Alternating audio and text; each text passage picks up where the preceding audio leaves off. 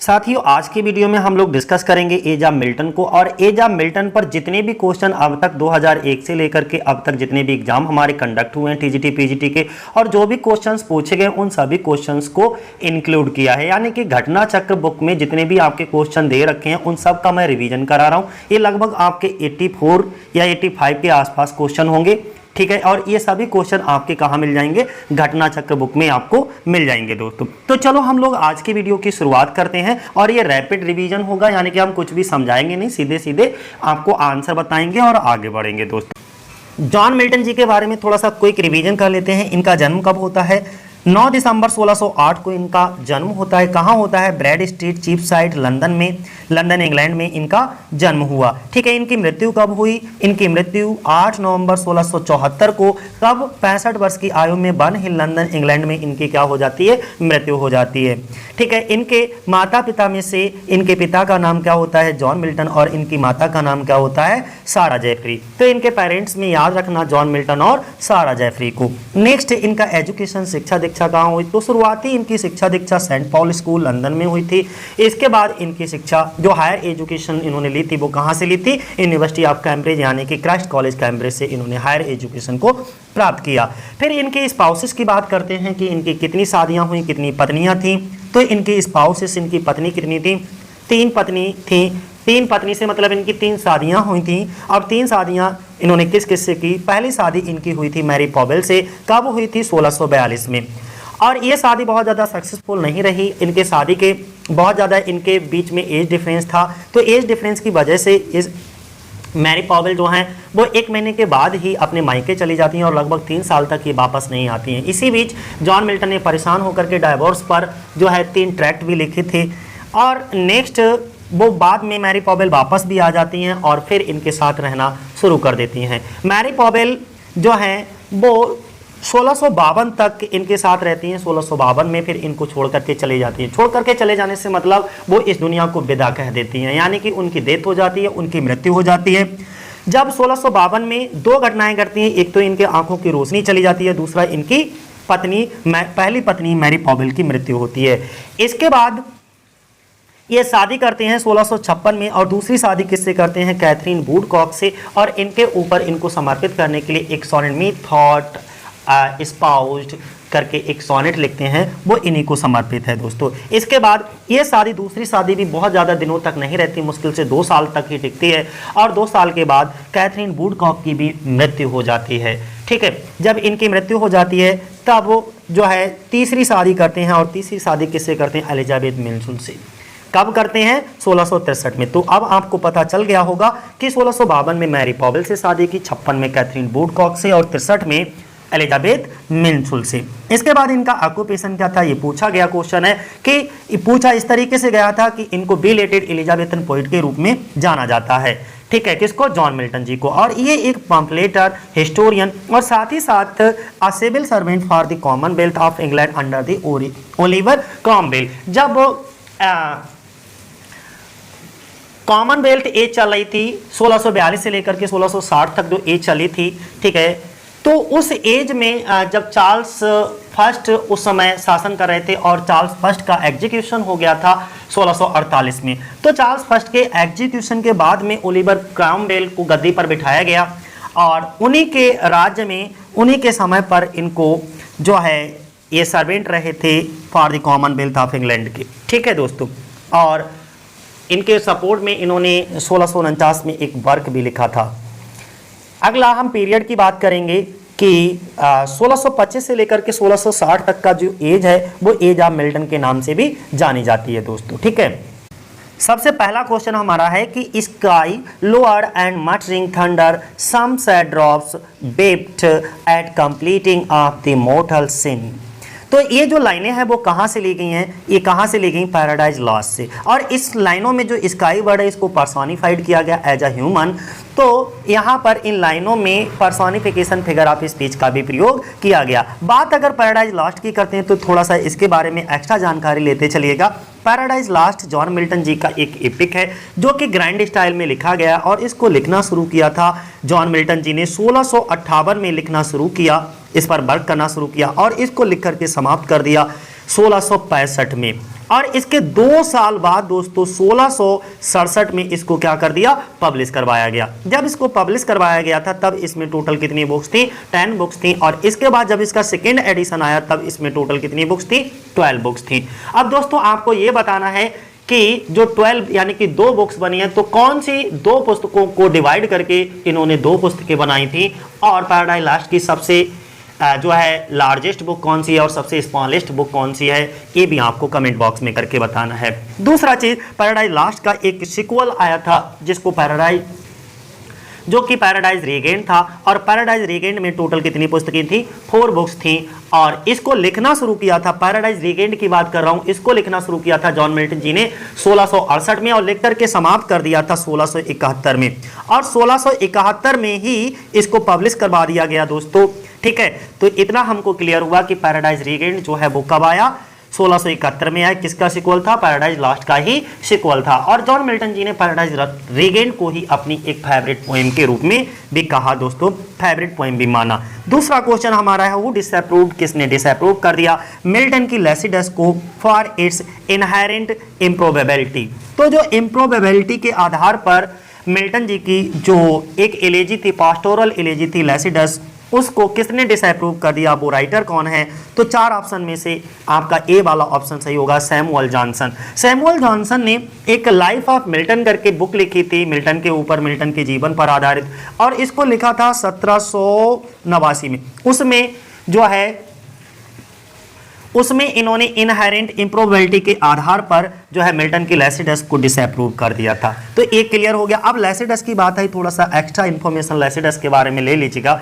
लेसिडस जो है वो क्या है, एक पास्टोरल एलेजी है जॉन मिल्टन जी की, जिसको इन्होंने लिखा था 1637 में, और इसको पब्लिश उसके अगली साल, 1 साल बाद पब्लिश करवाया 1638 में। लेकिन आपको ज़्यादातर जो एग्जाम में डेट पूछी जाती है वो 1637 वाली पूछी जाती है दोस्तों। और ये लिखी कब है, ये लिखी गई थी, इनके एक बहुत अच्छे दोस्त थे जिनका नाम था एडवर्ड किंग, उनकी मृत्यु से दुखी होकर के इन्होंने इस पास्टोरल एलेजी यानी कि लेसिडस की रचना की। आगे नेक्स्ट हम लोग डिस्कस करेंगे तीसरा question, who among the following regarded Saturn.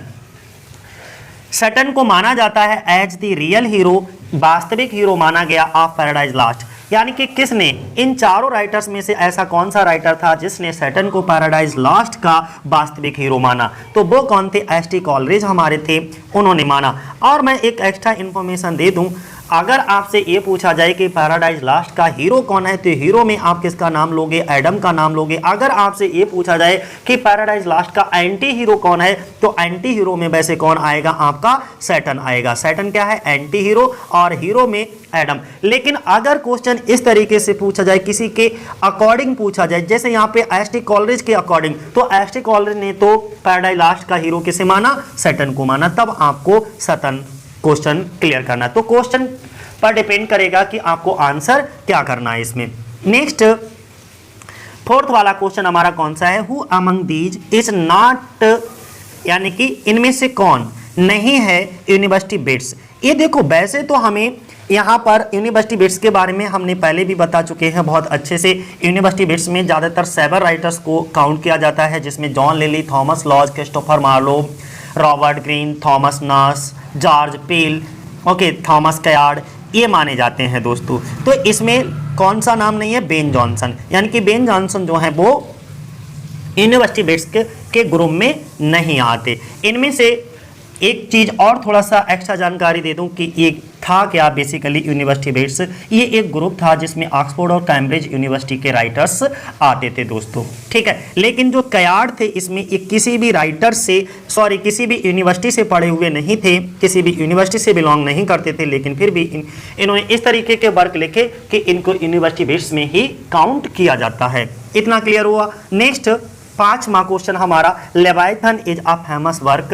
ये बहुत इंपॉर्टेंट वर्क है, लेकिन अपने यहाँ टीजीटी में नहीं पूछा जाएगा, ठीक है, यूपी में, क्योंकि ये सिलेबस में नहीं है। लेकिन फिर भी जब मिल्टन को आप तैयार कर रहे हो तो आप ये भी जो राइटर थे, कौन, थॉमस हॉब्स, ये भी एजा मिल्टन से बिलोंग करते हैं और इनका ये फेमस वर्क है लेवाइथन। तो इसके पॉइंट ऑफ व्यू से आपको ये देख करके जाना है। यानी कि लेवाइथन किसका सबसे ज़्यादा फेमस वर्क है, तो थॉमस हॉब्स का ये बहुत ज़्यादा फेमस वर्क है दोस्तों। 6 नंबर पे बात करें तो मिल्टन का लैसिडस क्या है, एक इलेजी है, ठीक है, एक क्या है, एक इलेजी यानी कि पास्टोरल इलेजी है। इसको कब लिखा गया, 1637 में लिखा गया दोस्तों, ये ध्यान रखना। और पब्लिश कब करवाया गया था, 1638 में पब्लिश करवाया गया। और ये किसकी मृत्यु से दुखी होकर के लिखा है, तो अपने दोस्त एडवर्ड किंग की मृत्यु से दुखी होकर के इन्होंने इस पास्टोरल इलेजी की रचना की। इनके दोस्त एडवर्ड किंग की मृत्यु जो है वो डूबने से हुई थी, ठीक है। नेक्स्ट अगला क्वेश्चन हमारा question number 7, Milton belongs Paradise Lost book first वेद। तो इन्वोकेशन, सॉरी फिर से मैं रिपीट कर देता हूं, मिल्टन बिगिंस, मिल्टन शुरू करते हैं पैराडाइज लास्ट बुक फर्स्ट को काय से शुरू करते हैं, किस चीज से, तो वो इन्वोकेशन से शुरू करते हैं, किससे, इन्वोकेशन से। लेकिन वो किसको इन्वोक करते हैं, तो यूरेनिया को, किसको, ध्यान रखिएगा, यूरेनिया को इन्वोक करते हैं। ये एक हेवनली म्यूज होती हैं, ठीक है, ध्यान रखिएगा। नेक्स्ट अगला क्वेश्चन क्या है, 8वां, the bird that completes the famous line better to reign, बहुत इंपॉर्टेंट लाइन है इन हेल, जो कि सैटर्न के द्वारा बोली गई थी। एंड उन्होंने क्या बोला है सैटर्न ने पैराडाइज लास्ट में, कि better to reign in hello,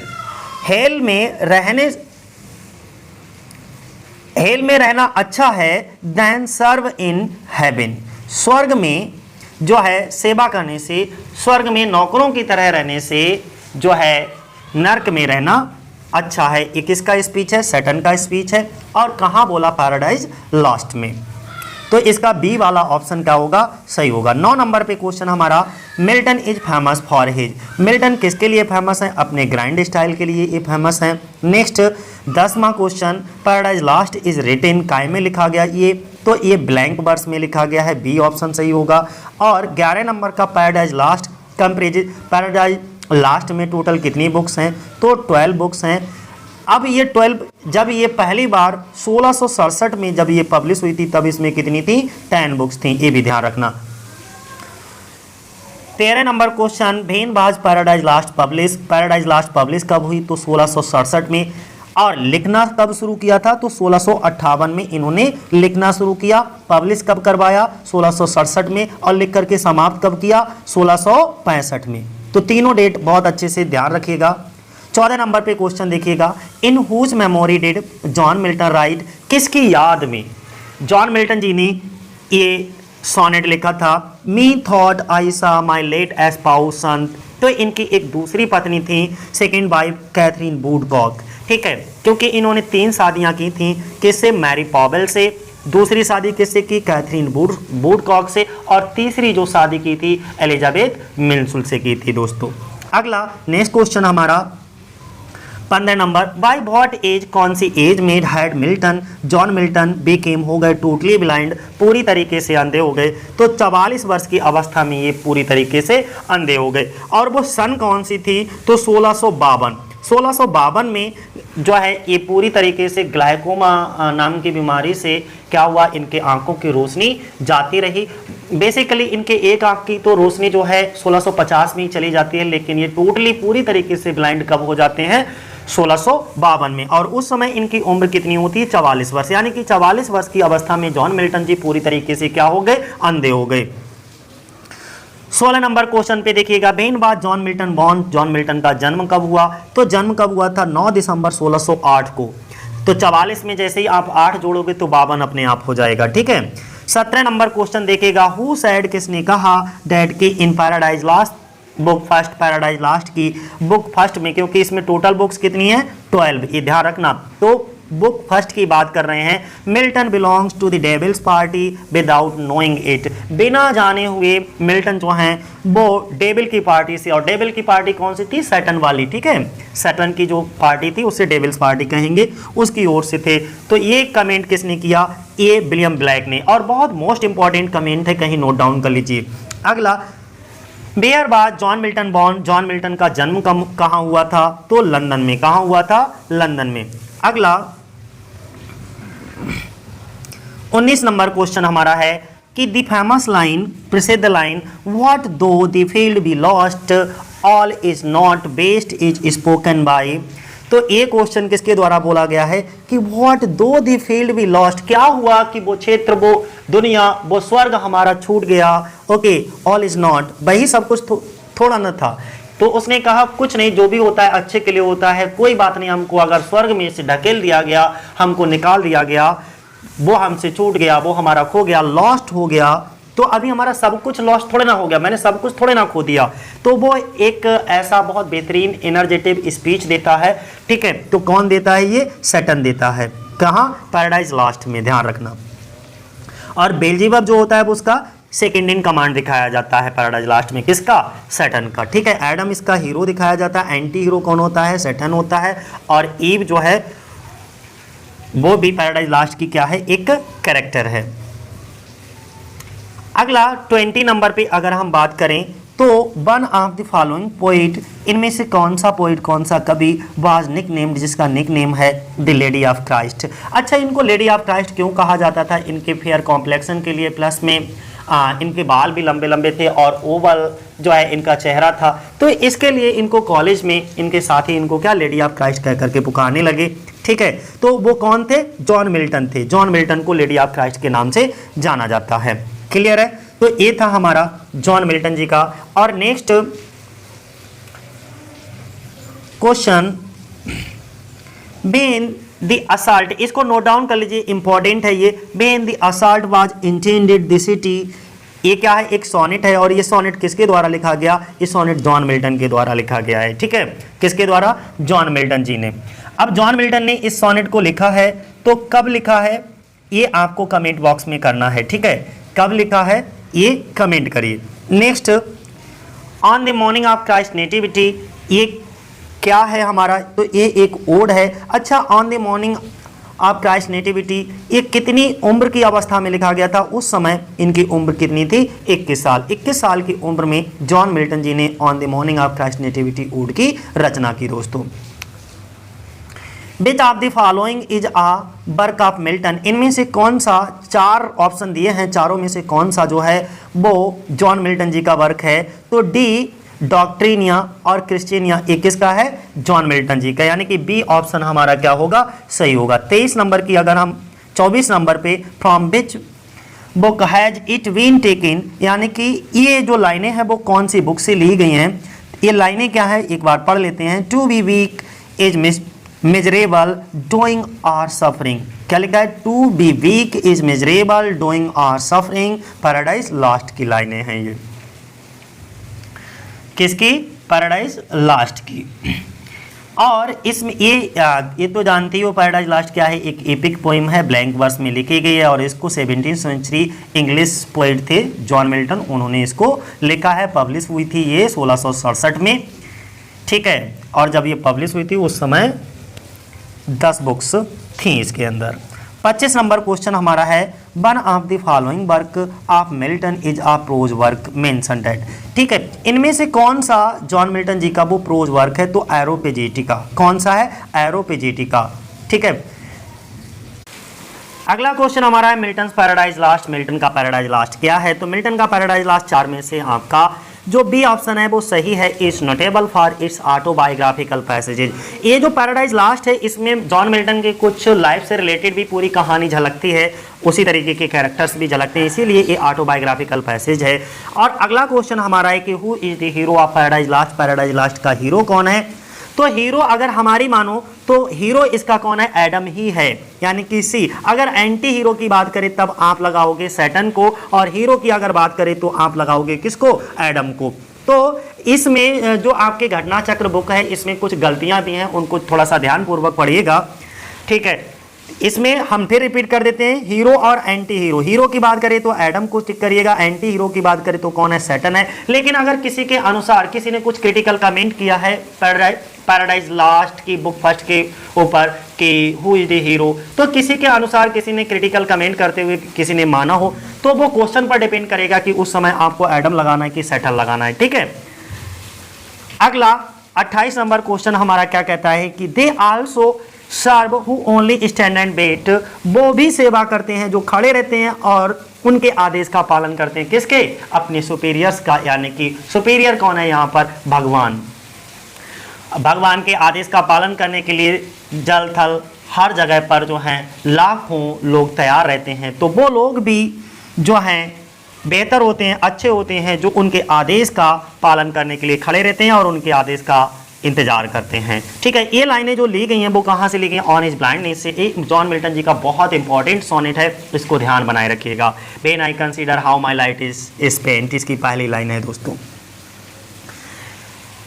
question number 29, Milton's paradise lost has been praised for its. जो मिल्टन जी का पैराडाइज लास्ट है वो किसके लिए जाना जाता है? तो अपने ग्रैंड स्टाइल के लिए जाना जाता है। बी ऑप्शन आपका सही होगा। 30 नंबर पे paradise lost has been divided into. Paradise lost जो है वो कितने भागों में डिवाइड किया गया है? तो 12 भागों में डिवाइड किया गया है। जब ये शुरुआत में इसका फर्स्ट पब्लिकेशन आया था तो उस समय फर्स्ट एडिशन में इसमें टोटल कितनी 10 बुक्स थी, लेकिन जब सेकेंड एडिशन आया तो इसमें टोटल कितनी थी? 12 बुक्स थी दोस्तों। इसके बाद सैमसन एगोनिस्ट की बात करें तो सैमसन एगोनिस्ट मिल्टन का क्या है? एक प्ले है, एक और बल्कि एक ऐसा प्ले है, एक क्लॉसेट ड्रामा है, क्लॉसेट प्ले है। क्लॉसेट प्ले क्या होता है? ऐसा प्ले जो कि सिर्फ पढ़ने के लिए ही लिखा गया हो, स्टेज पर परफॉर्म करने के लिए ना लिखा गया हो। तो ये जॉन मिल्टन जी का क्लॉसेट सैमसन एगोनिस्ट क्या है? एक क्लॉसेट ड्रामा है। और ये इनका जो पैराडाइज लास्ट का सिक्वल पैराडाइज रीगेंड आया था 1671 में, उसी के साथ साथ इसको पब्लिश करवाया गया था। तो सैमसन एगोनिस्ट भी कब आया? 1671 में आया। और इसकी मोस्ट फेमस जो है कैरेक्टर को याद रखना, डिलीला। ठीक है, पूछ ली जाती है। क्वेश्चन नंबर 32 कहता है हमारा कि विच of the following is a pastoral poem by Milton. Milton के द्वारा कौन सी पास्टोरल पोएम की रचना की गई? तो उसका नाम है लैसिडस। एडोनिस पे टिक लग गया है, उस पर मत जाइए। ठीक है, लैसिडस को लिखा गया 1637 में, पब्लिश करवाया गया 1638 में।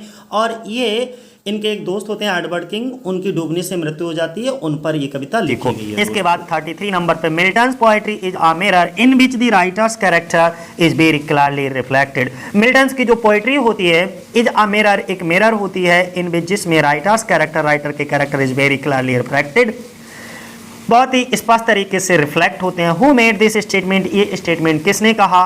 तो दोस्तों 4 ऑप्शन आपके सामने है। इसमें थोड़ा सा एरर दे रखा है घटना चक्र में। इसका जो सही ऑप्शन है वो कौन सा है? मैकमिलन है। बी ऑप्शन आपका सही होगा।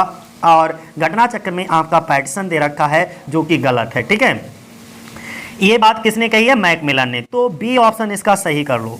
नेक्स्ट 34 नंबर पे the period known as the age of Milton. ये वाला क्वेश्चन पूछा गया है कि एज ऑफ मिल्टन के नाम से कौन सा जाना जाता है? तो 1625 से लेकर के 1660 तक की एज को एज ऑफ मिल्टन के नाम से जाना जाता है दोस्तों। क्लियर हो गया? कब से? 1625 से 1660। इसी को हम कैरोलिन एज भी कहते हैं और इसी में कॉमनवेल्थ एज भी इंक्लूड की जाती है। कॉमनवेल्थ एज की शुरुआत हो जाती है 1642 से लेकर के 1660 तक, और 1625 से 1660 तक क्या है? कैरोलिन एज या एज ऑफ मिल्टन। 35 नंबर पे अगर हम बात करें the age of Milton had 3 kinds of poet. Age of Milton यानी कि मिल्टन की एज में जो है 3 प्रकार के कवि थे, वो कौन कौन से थे? तो बी वाला ऑप्शन आपका सही होगा, मेटाफिजिकल, कवालियर और प्यूरिटिन। मेटाफिजिकल पोइट, कवालियर पोइट और प्यूरिटिन पोइट। ठीक है, ये 3 तरीके के, तो बी ऑप्शन आपका क्या होगा? सही होगा। 36 नंबर पे paradise last was written by Milton in phase of life. क्योंकि जॉन मिल्टन जी का जो जीवन है वो 3 फेज में डिवाइड किया गया, फर्स्ट फेज, सेकेंड फेज और थर्ड फेज। तो जो पैराडाइज लास्ट है वो इनके देखो कब आया था, ऐसे आइडिया लगा लिया करो। ये आया था 67 में, ये और इनकी मृत्यु हो गई है 74 में। तो आप समझ लो कि इनका लास्ट फेज, जीवन का क्या है, अंतिम पड़ाव चल रहा था। तो कौन सा वाला ऑप्शन सही हो जाएगा? बी ऑप्शन आपका सही होगा। लास्ट फेज में पैराडाइज लास्ट को लिखा है। 37 नंबर पे देखिएगा, विच of the following is a mask. इनमें से 4 ऑप्शन दिए हैं, इनमें से मास्क कौन सा है? तो देखो यहां पर हम बता देते हैं, ऑप्शन आपका ए वाला सही होगा। कौन सा है? मिल्टन के द्वारा कौन सा मास्क लिखा गया है? तो कॉमस, और एक और लिखा गया था एरिकेड्स। ध्यान रखना, ये लैसिडस क्या है? इनकी पास्टोरल एलेजी है, और ये एरोपेजेटिका क्या है? इनका प्रोज ट्रैक्ट है दोस्तों। क्लियर हो गया? नेक्स्ट 38 नंबर पे देखिएगा, इन विच पोएम, कौन सी पोएम में does the following statement appear. नीचे दिया गया, solitude sometime the best policy, sorry best society क्या बोलने को क्या निकल जाता है। Solitude sometime is best society, जो अकेलापन है कभी कभी जो है वो बहुत अच्छा सोसाइटी होता है। एक कहाँ कहा गया है? तो पैराडाइज लास्ट में इसको बोला गया है। कहाँ? पैराडाइज लास्ट में, ध्यान रखना। पैराडाइज लास्ट में टोटल कितनी बुक्स हैं? 12। ठीक है। अगला क्वेश्चन है हमारा कि मिल्टन वाज अपॉइंटेड, मिल्टन को अपॉइंट किया गया टू द पोजीशन पर, ओके, नियुक्त किया गया कौन ऑफ लैटिन सेक्रेटरी के पोजीशन पर नियुक्त किया गया। क्रॉमवेल्स की गवर्नमेंट में चीफ लीग के कारण, मुख्यतः इसका कारण क्या था? तो ड्यू टू हिज वर्क, इनका ऐसा कौन सा वर्क था जिसको देख करके क्रॉमवेल गवर्नमेंट ने इनको लैटिन सेक्रेटरी के पद पर नियुक्त किया? वो वर्क था दोस्तों see on the tenure of kings and magistrate. इसमें क्या करा इन्होंने? चार्ल्स फर्स्ट के एग्जीक्यूशन को सही ठहराया था। ठीक है, तो सी वाला ऑप्शन क्या होगा? सही होगा, क्योंकि चार्ल्स फर्स्ट के एग्जीक्यूशन के बाद में ओलिवर क्रॉमवेल को गद्दी पर बिठाया गया। अगला 42 number, Samson Agonistes shows Milton's desire to bring over into English. तो बी ऑप्शन आपका सही होगा, the gravity and calm dignity of the Greek tragedies. B option इसका सही है। 43 नंबर पे देखो, अल एलेग्रो और इल पेंसेरसो मीन्स, एल एलेग्रो और इल पेंसेरसो का मतलब क्या है? तो सी ऑप्शन आपका सही होगा। एल एलेग्रो का मतलब होता है हैप्पी मैन यानी कि जॉयस मैन, और इल पेंसेरसो का मतलब होता है मेडिटेटिव मैन या जो है सैड मैन, दुखी व्यक्ति। अगला, paradise last was completed by, देखो एक क्वेश्चन की चर्चा कर रहे थे कि अगर इस तरीके से क्वेश्चन आए कि पैराडाइज लास्ट को कंप्लीट कब किया गया, तो कंप्लीट किया गया है 1665 में। ठीक है, और पब्लिश किया गया है 1667 में। लिखना शुरू किया था 1658 से। क्लियर हो गया? अगला 45 नंबर पे अगर हम बात करें तो John Milton's magnificent ode on a morning of Christ nativity was written when the poet's age was, यानी कि जब जॉन मिल्टन जी ने ode on the morning of Christ nativity को लिखा, उस समय पोइट की उम्र कितनी थी? तो 21 साल, यानी कि 21 साल की उम्र में जॉन मिल्टन ने इस ओड की रचना की। कौन से ओड की? On the morning of Christ nativity. 46 number, Milton का जो सैमसन एगोनिस्ट है वो क्या है? तो ये क्या है? एक क्लासिकल ट्रेजेडी है, और क्लासिकल ट्रेजेडी के साथ साथ दोस्तों ये क्या है? एक क्लॉसेट ड्रामा है। क्लॉसेट ड्रामा क्या होता है? ऐसा ड्रामा जो सिर्फ पढ़ने के लिए लिखा गया हो, स्टेज पर परफॉर्म करने के लिए नहीं। Who of the following become blind, इनमें से कौन सा राइटर जो है वो अंधा हो गया था? तो तुम्हें पता ही है जॉन मिल्टन जी क्या हो गए थे? अंधे हो गए थे। कब? 44 वर्ष की अवस्था में 1652 ईस्वी में ये क्या हो गए थे? अंधे हो गए थे। और अगला 48 number question, paradise regained was the work of, ये पैराडाइज रीगेंड किसका वर्क है? तो ये जॉन मिल्टन का है। पैराडाइज रीगेंड किसका सीक्वल था? पैराडाइज लास्ट का। और इसके बाद पैराडाइज रीगेंड में टोटल कितनी बुक्स हैं? तो 4 बुक्स हैं, और इसको पब्लिश कब करवाया गया था? तो 1671 में। इसके साथ ही साथ एक और वर्क पब्लिश हुआ था जिसका नाम था सैमसन एगोनिस्ट। क्लियर है? Next, paradise last consist of, paradise last में टोटल कितनी बुक्स हैं? 12 बुक्स हैं। लैसिडस इज मिल्टन्स, लैसिडस की जो मिल्टन की लैसिडस है वो क्या है? एक पास्टोरल इलेजी है दोस्तों। इसके बाद भेन बाज paradise last completed by Milton, कब कंप्लीट की गई? तो 1665 में। बी ऑप्शन आपका सही है। 52 क्वेश्चन देखो, in Milton there is always an appearance of efforts in Shakespeare sincerely any, this remark has been made by, ये रिमार्क किसके द्वारा किया गया? तो ये रिमार्क जो है वो विलियम हैजलिट के द्वारा ही किया गया। ध्यान रखिएगा, कहीं कहीं आपको ये देखने को मैथ्यू अर्नोल्ड भी मिलेंगे, लेकिन विलियम हैजलिट इज राइट। ठीक है, विलियम हैजलिट का एक वर्क था, एक लेक्चर नंबर 3 था जो कि मिल्टन और शेक्सपियर के ऊपर था। उसी में ये लाइन कही गई है, in Milton there is always an appearance of efforts in Shakespeare. ठीक है, तो ये लाइन ये मैंने इसीलिए यहाँ पे मेंशन किया क्योंकि ये कंफ्यूजिंग क्वेश्चन था, कई बुक्स में कुछ और दे रखा है, तो इसलिए मैंने यहाँ पर आपको दिखा दिया कि हैजलिट जो है वो सही है दोस्तों। इसके बाद नेक्स्ट 52 नंबर, अच्छा ये तो वही हो गया। अगला देखो 53, विच of the following was an epic, इनमें से कौन सा एक एपिक है? तो ये बताने की जरूरत नहीं, आप सब लोग जानते हो, पैराडाइज लॉस्ट। 54 नंबर पे देखो, who overcomes by force had overcome but half his foe. ठीक है, ये कहाँ से ली गई? ये भी पैराडाइज लास्ट की लाइनें हैं दोस्तों। और 55 नंबर पे, who call Shakespeare sweetest Shakespeare fancy child.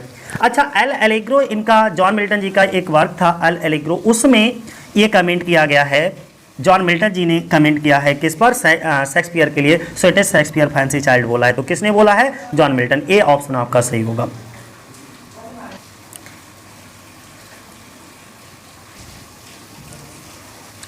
छप्पन नंबर हमारा क्वेश्चन है, the age of Milton when he wrote, Milton की एज क्या थी जब उन्होंने ode on the morning of Christ nativity को लिखा, तो इनमें से एक भी ऑप्शन नहीं है। उनकी उस समय एज कितनी थी, 21 साल।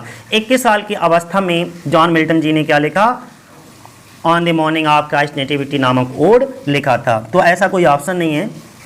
अगला 57 नंबर पे, Lycidas was written in the memory of, Lycidas को लिखा गया किसकी मेमोरी में लिखा गया दोस्तों, तो बी ऑप्शन आपका सही होगा, एडवर्ड किंग। किसकी मेमोरी में, एडवर्ड किंग की।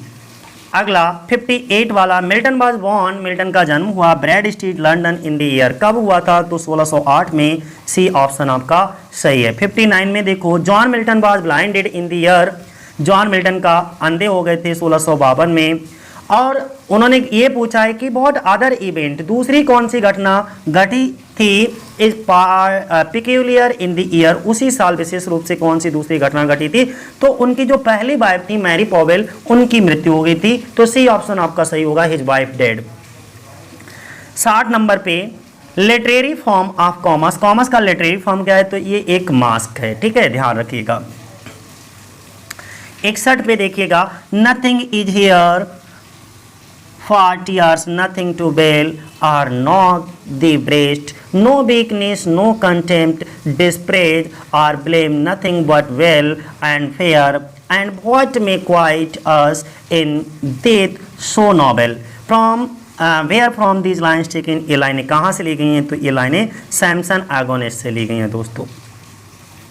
अगला, which one was Milton favourite, इनमें से मिल्टन की फेवरेट कौन सी थी, तो मैं बता चुका हूं कि इसमें देखो ये भी क्वेश्चन आपका गलत दिया हुआ है। मिल्टन्स का फेवरेट कौन सी थी, पैराडाइज रीगेंड थी। मिल्टन्स की फेवरेट कौन सी थी, सी ऑप्शन आपका क्या होगा, सही होगा, ना कि पैराडाइज लॉस्ट। तो घटना चक्र में ये सही कर लीजिएगा, जो भी घटना चक्र को पढ़ रहे हो इनमें कुछ गलतियां हैं, ठीक है। 62 में क्या है, पैराडाइज रीगेंड मिल्टन की फेवरेट, यानी कि सी वाला ऑप्शन क्या है, सही है। अगला 63 पे, थीम ऑफ एरोपेजेटिका इज, एरोपेजेटिका की थीम क्या है, फ्रीडम ऑफ प्रेस को लेकर के इन्होंने इस प्रोज ट्रैक्ट को लिखा था। 64 नंबर पे देखिए, when was paradise lost publish, publish कब हुई थी, तो पब्लिश हुई थी 1667 में। पैराडाइज लॉस्ट कब पब्लिश हुई, 1667 में। 71 में पैराडाइज रीगेंड और सैमसन एगोनिस्ट आया था। इसके बाद 37 में इनकी लैसिडस आई थी। मिल्टन्स एरोपेजेटिका कंसर्न विद, एरोपेजेटिका के से लिबर्टी ऑफ प्रेस, यानी कि बी वाला ऑप्शन क्या है, सही है। और ये आया कब था, 1644 में, ध्यान रखिएगा। एरोपेजेटिका कब आया, 1644 में। और इसका कानून बनने के लिए विरोध कब इन्होंने करना शुरू किया था, तो 43 में, ये भी ध्यान रखिए। 66 नंबर पे, इन द ईयर 1637, 1637 में मिल्टन को confided to his friend that he had fixed his mind upon writing some monumental poetic work, वो कौन था, तो 4 ऑप्शन है, तो बी ऑप्शन, यानी कि 1637 में क्या लैसिडस आया, और लैसिडस किसके ऊपर लिखा गया था, एडवर्ड किंग होना चाहिए। 1 मिनट, सही है, एडवर्ड किंग ही होगा, बी ऑप्शन आपका सही होगा। ए भी क्वेश्चन आपका गलत दे रखा है, किसमें, घटना चक्र में। तो घटना चक्र में कुछ गलतियां हैं, उन्हें थोड़ा सा सवाल करके पढ़िएगा इसको। अगला 67 पर देखिएगा, द वुमेन कैरेक्टर डिलीला अपीयर्स, जो वुमेन का कैरेक्टर है डिलीला, वो किस में अपीयर होती है, सैमसन एगोनिस्ट में। सैमसन एगोनिस्ट क्या है, एक क्लासिक ड्रामा है, कब पब्लिश हुआ था, तो 1671 में। फिलिस्तीन की कहानी दिखाई जाती है उसमें। Who made following remark about Milton, Milton was of the devil's party without knowing, बिना जाने ही वो डेविल्स पार्टी की तरफ से था। ये रिमार्क इनका है, विलियम ब्लैक का है, ठीक है, सी ऑप्शन आपका सही है। इसके बाद Milton became blind at the age of 44, 44 वर्ष की अवस्था में 1652 में ये अंधे हो गए थे। Milton's paradise lost consist of कितनी है इसमें, 12 बुक्स। अगला, हु इज द राइटर आप हिस्ट्री ऑफ ब्रिटेन को किसने लिखा दोस्तों? तो वो भी जॉन मिल्टन ने लिखा। किसने? हिस्ट्री ऑफ ब्रिटेन को किसने लिखा? जॉन मिल्टन ने साथियों। अगला 72 life of Milton has been written by. Life of Milton किसके द्वारा लिखी गई? वो सैमुअल जॉनसन। और मैंने बताया था कि सैमुअल जॉनसन के द्वारा जो लिखी गई लाइफ ऑफ मिल्टन है वो एक इम्पॉर्टेंट है और इसको आपको पढ़ के भी जाना है दोस्तों। नेक्स्ट, इन विच ईयर, कौन सी साल Milton Paradise last was publish? तो सी ऑप्शन सही होगा, 1667। 74 in which year Milton's Lycidas was written. कौन सी साल मिल्टन की जो लैसिडस है वो लिखी गई? वो लिखी कब गई? अच्छा, लैसिडस है तो लैसिडस के बारे में 1637 में लिखी गई है और 1638 में इसको पब्लिश करवाया गया था दोस्तों। 75 नंबर क्वेश्चन हमारा है the line the mind is its own place and in itself can make a heaven of hell and a hell of heaven a क्यूसिन। तो ये भी पैराडाइज लास्ट की लाइनें हैं। इसमें देखिएगा कि दिमाग का भी अपना एक अलग ही स्थान है जिसमें आप चाहो तो इसे हेवन से हेल बना सकते हो या हेल से हेवन बना सकते हो। तो ये लाइनें कहाँ से ली गई? हमारी पैराडाइज लास्ट से। अगला हम बात करेंगे 76 for the author of Samson agonist. Samson agonist के लेखक कौन हैं? तो ये जॉन मिल्टन जी हैं। ठीक है, ये कब पब्लिश हुई है? ध्यान रखिएगा 1671 में। ये क्या है? एक क्लॉसेड ड्रामा है। अगर आपको ट्रेजेडी आए तो ये एक वर्स ट्रेजेडी लगाएंगे। ठीक है, ये एक वर्स ट्रेजेडी भी है। अगला हम लोग डिस्कस करेंगे कि of which poem is the following line apart for them no more the blazing hearth shall वन। ये लाइनें किसका हिस्सा हैं, कहाँ से ली गई हैं? तो मैं आपको एक थोड़ा सा क्लियर कर दूं कि जब आप यूथ कंपटीशन को पढ़ोगे तो यूथ कंपटीशन में ये क्वेश्चन गलत दे रखा है। वहाँ पर ऑप्शन आपको क्या दे रखा है? लैसिडस, जो कि गलत है। ये लाइनें लैसिडस की नहीं हैं। ये लाइनें कहाँ की हैं? थॉमस ग्रे की एलेजी के हैं और उस एलेजी बहुत फेमस एलेजी है इनकी, an elegy written in a country churchyard. वहाँ से ये लाइनें ली गई हैं। ठीक है, लगभग स्टेंजा नंबर 6 में ये लाइनें दे रखी हैं आपकी। ठीक है, तो सी ऑप्शन सही है और यूथ कंपटीशन में जिसने भी इस क्वेश्चन को पढ़ा हो वो ठीक कर लें वहाँ पर जा कर के। अगला नेक्स्ट 78 पर अगर हम बात करें तो what kind of work is Samson agonist? तो ये एक वर्स प्ले है, वर्स ट्रेजेडी आ जाए, ओके, या क्लॉसेड ड्रामा आ जाए, कुछ भी आ जाए, आपको सैमसन एगोनिस्ट को ही टिक करना है। और इसकी एक कैरेक्टर पूछ ली जाती है, डिलीला। ठीक है, अगला मिल्टन बाज क्या कहलाते हैं? ये भी रिलेटेड एलिजाबेथन पोइट कहलाते हैं मिल्टन।